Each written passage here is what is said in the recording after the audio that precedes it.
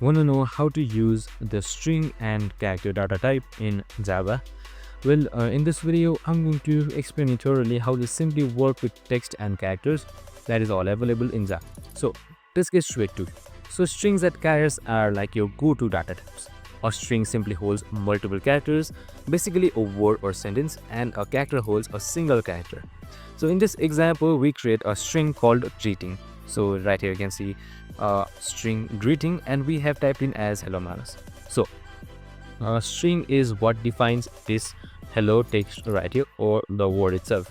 So what char does is it just simply holds a single character. So we use .char at, so you can see .char at right here as well, to get the character at any position.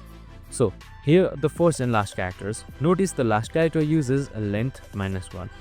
So this basically means the indexes start at 0. Finally, we print the whole thing. The first character, the last character, and that's it. It should be printed up just like that easily. So this is a good foundation for working with text and Java. So it's super useful, and from data processing to adding inputs and so on. I hope this video helped.